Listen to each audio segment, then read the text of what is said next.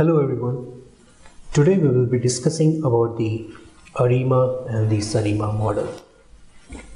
The two forecasting model technique recently being introduced into the forecasting model by the SAP and the IBP. So let's go through an understanding what is ARIMA, what is SARIMA, and then we will get into the system in order to see from the functional point of view how you can set up these model, the ARIMA model, the SARIMA model based upon the requirements of the client, and then we'll see the result of ARIMA and the SARIMA. So the ARIMA and the SARIMA forecast model technique. So few of the things like if you have a past data for a considerable horizon, like for example if you have a 3 years of data or minimum of 2 years of data, then you can use this technique, the ARIMA and the SARIMA model, for that. The reason behind this is it does a lot of iterations, and the more the data, the better picture of forecast will be available. So if you have a good amount of the past data, then it will give you a better forecast. So 36 or 24 months of data would be good enough. Now the products typically have long life cycles.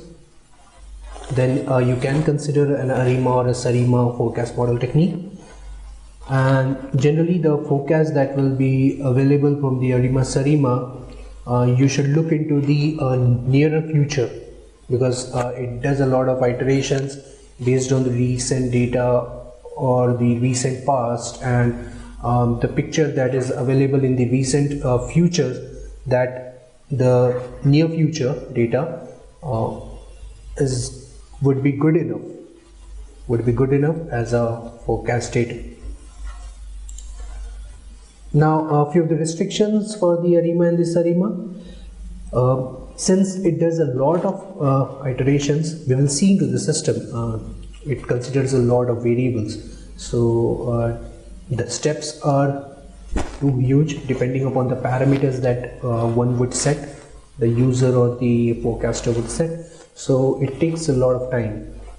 Since we are using a simple set of data, so it will not take much of time, but yes, it takes time to calculate and give the result, and it requires a large amount of data just because there are a lot of steps that goes into in order to calculate the forecast.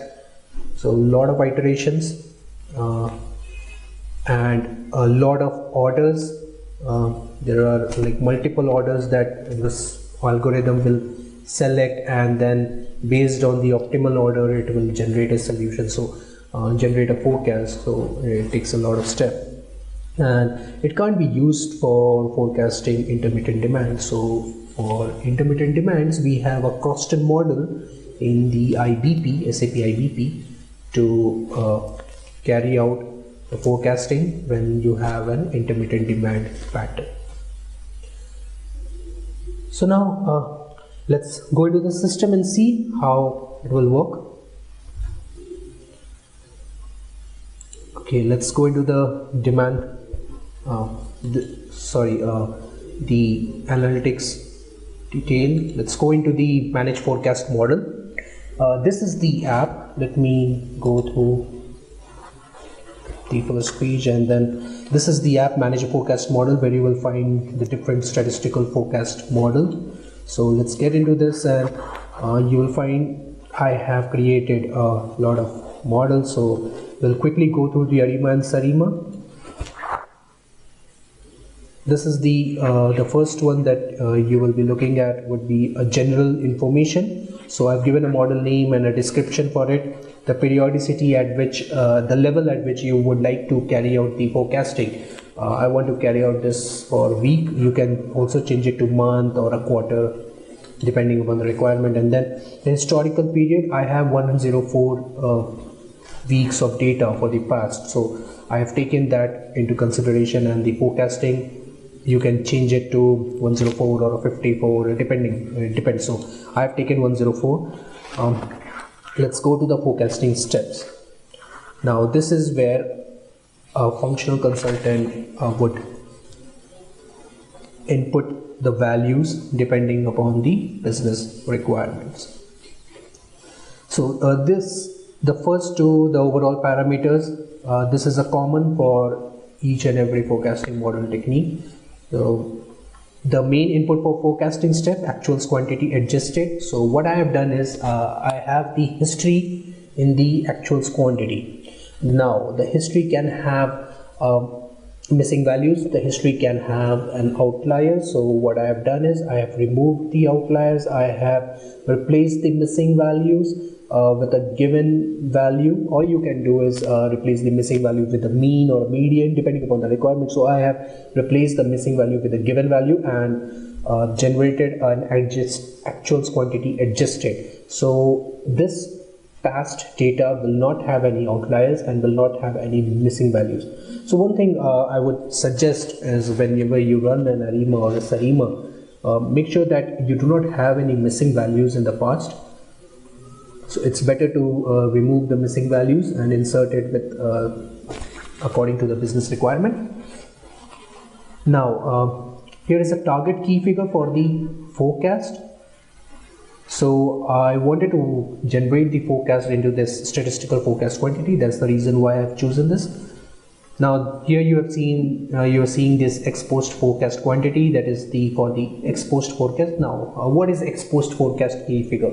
So in the ex post forecast, what happens, the system generates the forecast in the past. So suppose you have a data from January to May 2018. So what system will do is it will generate the forecast for February 2018. So this is done purposely in order to check the accuracy by using any of the methods such as the MAPE or the maze or the MSE or WMAPE. So this is used by the system in order to calculate the accuracy or the error based on the model. So let us go to the algorithm. So from here, the plus sign, you can choose the algorithm. So I have already selected this Auto ARIMA SARIMA. So let's see what are the options in the algorithm. Now the very first thing is the search strategy. Here you will find the stepwise and the exhaustive.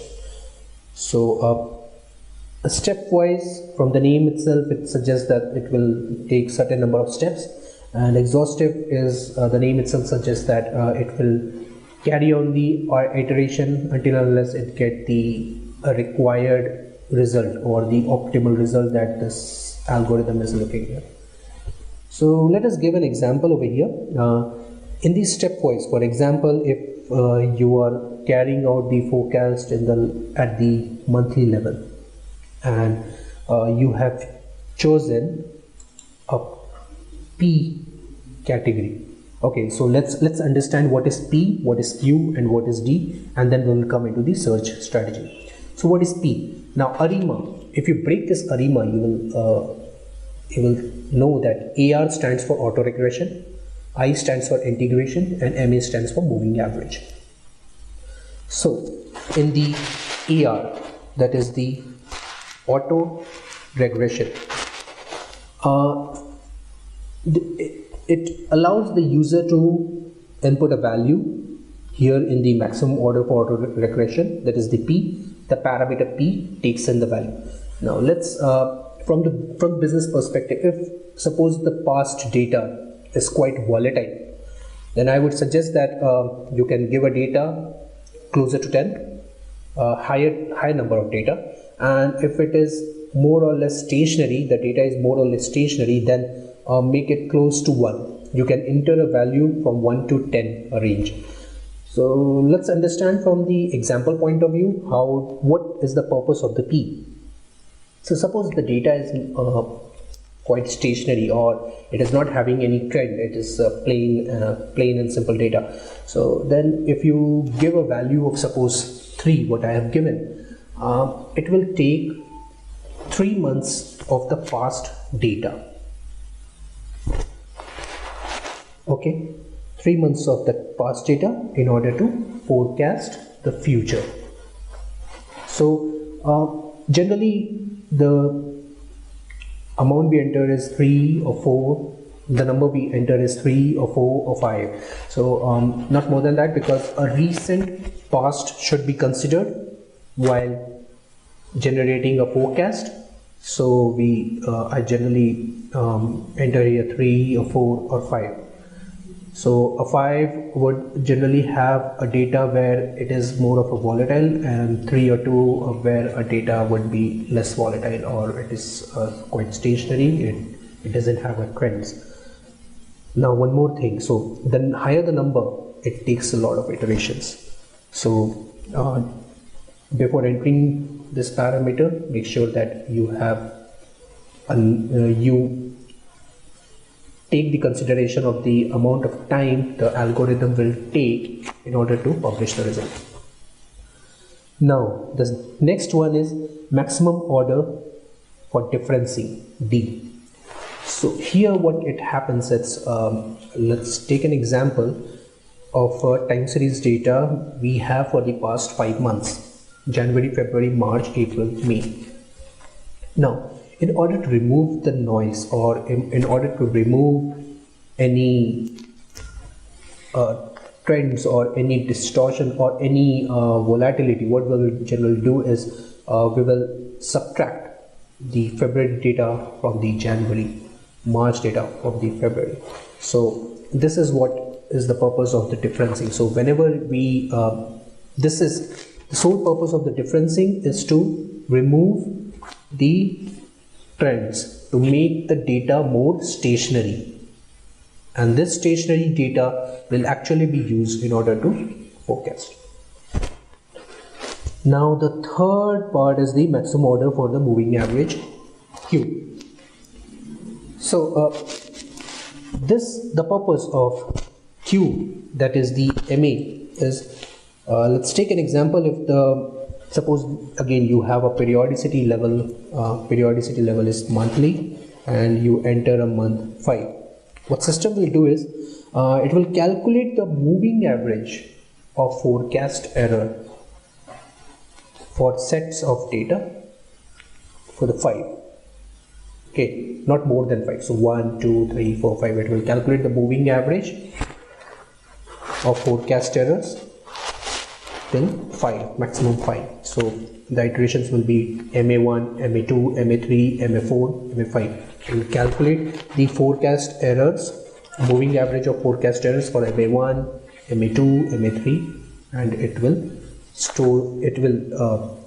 generate these values. So same thing with the auto-regulation also. Suppose you have 3, so AR1, AR2, AR3, differencing 1. So it will take a 1 month and it will calculate the differencing. Okay, so this is what it means for the auto-regression, differencing and moving average. Now we will come back to the search strategy. Now suppose you have given a stepwise. So what it will do, it will carry out AR1, AR2, AR3, MA1, MA2, MA3. If I mention here 3, then MA1, MA2, MA3, and then the differencing. And if I choose an exhaustive, then what it will do is it will carry out this until and unless you get a the algorithm gets the desired result. So suppose if you give the P as a 3 and Q as a 3, the system will do is 0, 0, that is the P, Q will be 0, 0, then 0, 1, then 0, 2, then 0, 3, and then it will start with again 1, that is the P1, Q1, sorry, P1, Q0, P1, Q1, P2, Q2, 3, 3. So it will perform till from 0, 0 till 3, 3. So these many steps it will take, and it will, based on the information criterion, it will select the best model. So what is the difference between the stepwise and exhaustive? Stepwise it was only perform like AR1, AR2, AR3, MA1, MA2, MA3. But in exhaustive, what it will do is It will take a combination as well. So AR1, MA1, AR1, MA2, AR1, MA3. So this is how it will perform. Now let's come to the information criterion. There are three ways that SAP is provided: AIC, AICC and BIC. So I generally like to use AIC or a BIC. So let us choose this AIC. And what is the purpose of AIC? Now we have chosen the search strategy from here, stepwise or exhaustive. Now here we have given the parameters. Now what it will do is, for every combination of P, Q and D, it will generate an AIC. And when it generates an AIC, the lowest number of AIC will have an optimal order.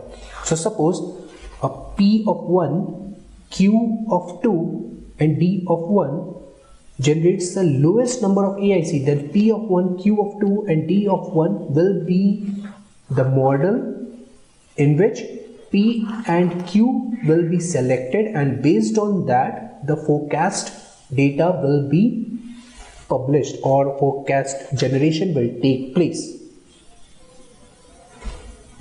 So let's come again on this. So AIC is just the information criterion, where you will see that the lowest number of AIC will have the optimal model, and when the optimal model, then it will be selected for generation of the forecast.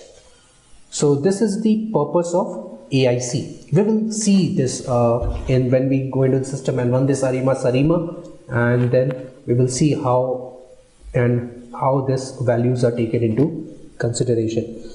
Now when we consider seasonality, then it becomes SARIMA. So S stands for SARIMA, seasonality. Now calculate number of periods in a season. So this, when you checked the system, the algorithm will automatically detect the seasonality pattern in the data set, and if it is not selected, then the user will have to mention here the seasonality that is there. So suppose you have a seasonality as 1, then you will mention here 1. If it is occurring twice, then twice. So I have selected like system should generate. Now the maximum order for seasonal auto-regression. Now here if you select this 3, so suppose you have 3 years of data, and every year the seasonality, the seasonal, it occurs only once, so it will take maximum of 3. So it will consider till maximum of 3. Now if you have 6 seasonal patterns in between the season, it will only consider maximum of 3. So this is how you can control the maximum order for seasonal auto-regression. The seasonal moving average, same, it will take the moving average for forecast error till the maximum of 3 seasonal patterns and not the full horizon of data. It will only take the seasonal patterns on that horizon of data.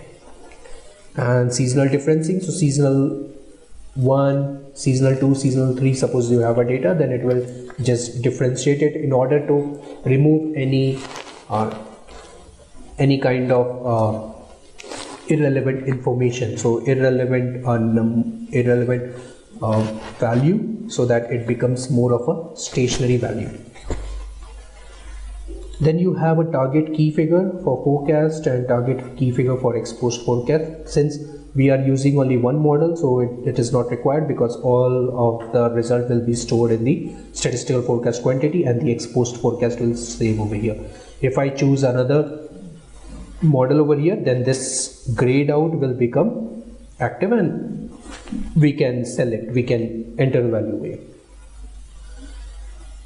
Now this is how you can model an ARIMA or a SARIMA. So let us see how when we run this in the system and see how the data. So let's save this. So forecast model updated.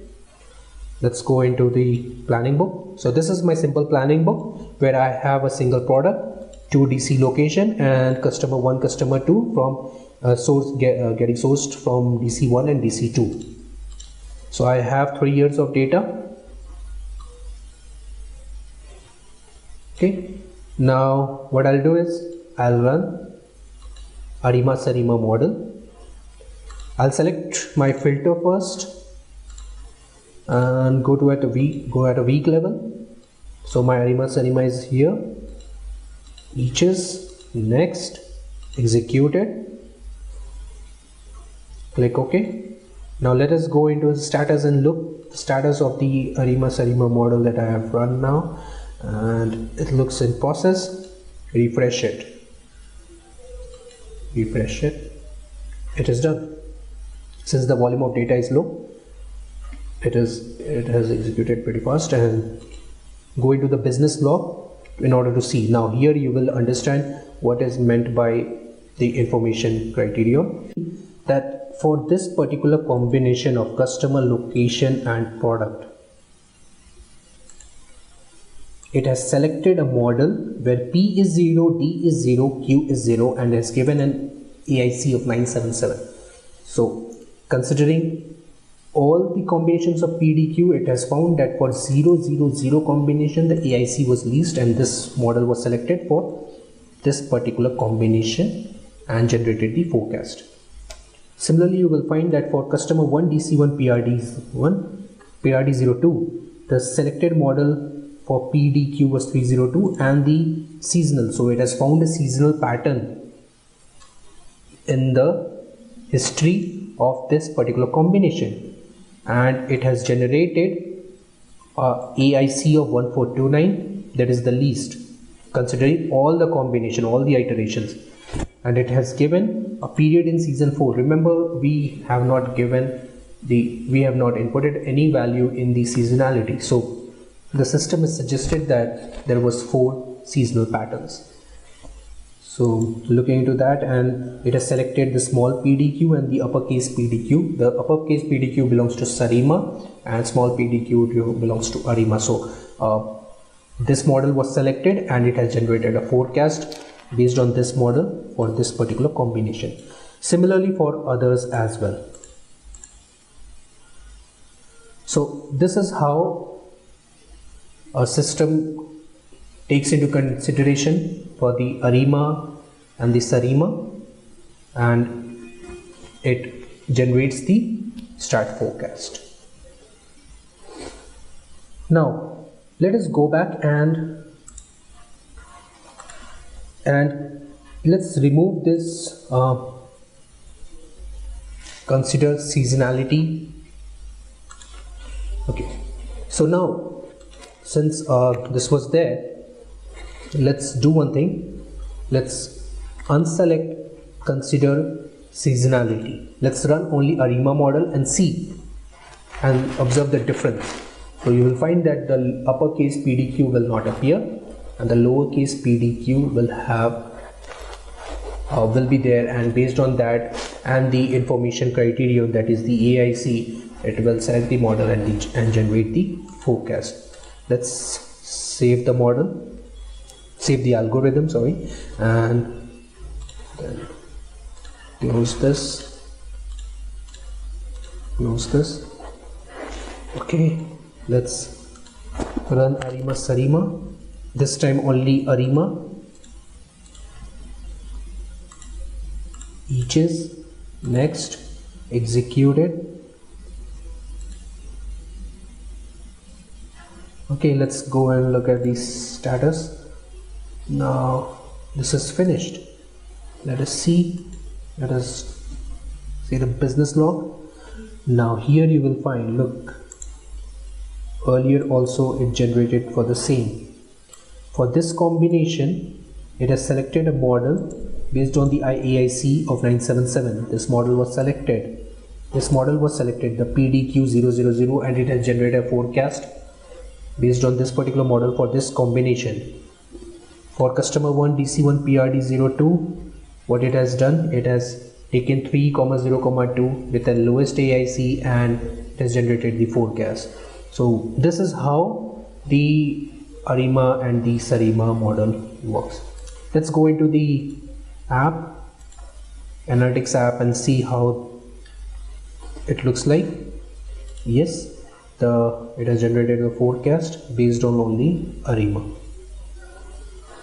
So this is how a user can model ARIMA and SARIMA based on the requirement, based on the business requirement, based on the pattern.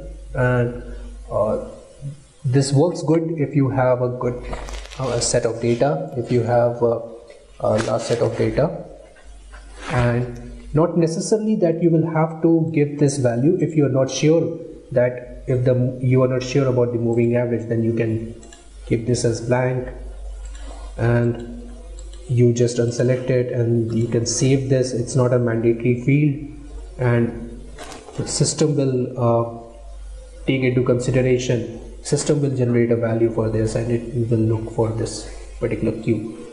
So just keep in mind before selecting the search strategy whether to choose a stepwise or an exhaustive, and how much time you have for generating the stat forecast, because if it's a large number of data, it will take a real good amount of time. So this is there for today's ARIMA and SARIMA forecast model technique. Hope you all have enjoyed it. Thank you.